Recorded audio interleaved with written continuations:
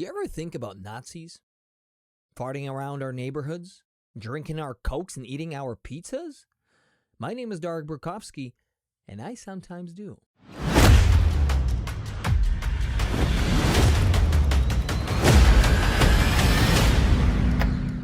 Holocaust as a TV show is quite a rare thing, as despite a few renditions of Anne Frank's diary and the miniseries Holocaust with Meryl Streep in the 70s, it's really hard to name a show that's historical fiction and not yet another documentary. So when Amazon announced they'd do yet another Nazi-driven show, Remember the Man in the High Castle, and this time they called it Hunters, produced by Jordan Peele himself. From that day on, I could not sleep picturing what Peele and the gang would do with this ever delicate matter.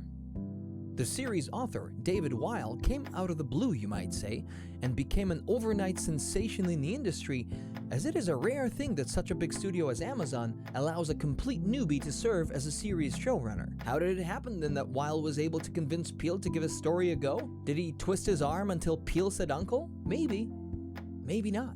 When interviewed, the 31-year-old Long Island native said he had never dreamt of becoming a screenwriter. That is until the day he landed an internship at the Cannes Festival, where the screenings of The White Ribbon by the Austrian director Michael Haneke and The Prophet by Jacques Audiard, who by the way did a terrific job with his Hollywood debut, The Sisters Brothers, changed Weil's life for good. Hunters is a tale involving the Holocaust in an unmistakably American style that brings to my mind at least such Amazon shows like The Boys, an antidote to the cliché superhero productions some of us just can't stand anymore, and The Tick, whose first season in my opinion was a real indie treat. But that's about it when it comes to similarities.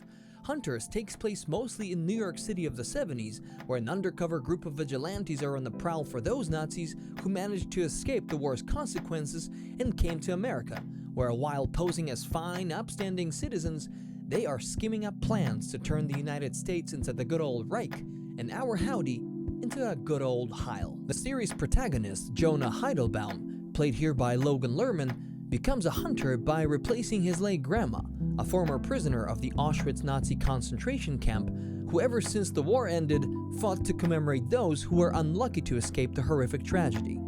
Jonah is a classic underdog here, initially not welcomed by the group, but as it soon turns out, he's got some rare skills that none of the other hunters possess, and things slowly change. I personally loved following Jonah's journey not only because of his well-written role, but also thanks to Lerman's performance, who, unlike the series' creator, had not been anonymous at all. You might have seen him in such films as The Butterfly Effect, The Three Musketeers where he played D'Artagnan, and Darren Aronofsky's Noah. The series' biggest name by far, though, is Al Pacino, coming back to silver screen after 19 years when he last starred in Tony Kushner's Angels in America. It was another big part for Pacino in the last year, but unlike in Martin Scorsese's The Irishman, where his work is either called extraordinary or schmacting, in Hunters, Pacino's talent seems to be in full swing. There are some similarities, of course, between the two roles, as like in Scorsese's never-ending film, he also hits some campy notes here. However, that ain't a bad thing at all. His thick Jewish accent, overt gestures, and comedic timing are subtle enough, and contrast perfectly with moments in which from a warm-hearted man, his Meyer Offerman turns into a true blue hunter. Aside from Jonah and Meyer, whose character is actually based on the creator's late grandpa, also an Auschwitz survivor, here are some of the other hunters. Mindy Markowitz, played by Carol Kane, who recently we saw in Jim Jarmusch's comedy The Dead Don't Die. Her husband Murray, portrayed by Saul Rubinek, known for such films as Clint Eastwood's Unforgiven, or recently The Ballad of Buster Scruggs by the Coen brothers. Lonnie Flash, the owner of the sexiest sideburns on this side of town, played by How I Met Your Mother's Josh Radnor, and Sister Harriet, who operates a semi-automatic as well as a rosary. Here Kate Mulvaney, whose my favorite role was that of Mrs. McKee in Buzz Luhrmann's The Great Gatsby. On the other side, we got some Nazi nincompoops who will do whatever it takes to achieve their goals. And even though on a daily basis, like I said, they look like ordinary folk, the web they have cast in the American society is pretty incredible. They are present literally everywhere and on every level, from President Jimmy Carter's administration through music industry moguls to ordinary toy shop clerks. I know what you're thinking. This is all good, but does the show really hold up? Does it please both the critics and the audience? Well, it's a little bit of a complicated thing.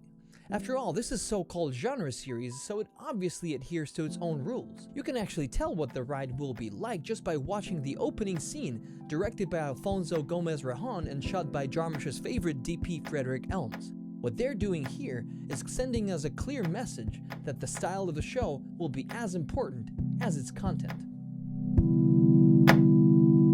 And although I totally buy the whole thing, I must say I do agree with the critics that it ain't always that pretty. After a while, it becomes evident that the show isn't as tight as one would hope for. But what's really interesting though is that at one point there are so many plot points and so much going on that, interestingly enough, it all makes the show seem a bit diluted, but to the point. You can either watch the show by picking on every little detail, then you'll definitely get turned off by its inconsistencies, or you can just simply let go of your expectations and immerse yourself into the experience, full of juicy bits, twists, acts of gore, but also heart-wrenching moments either from the camp or the ransacked Jewish ghetto. These elements, aside from the show's central characters, is what makes this production totally binge-worthy. To conclude, I'm gonna give this show a 7 out of 10. The script writing needs some improvement, that's true, but the acting, the setting, and many other fantastic elements, in my honest opinion, have saved the show from mediocrity, because regardless of its shortcomings, Hunters is a production we hardly ever get to see.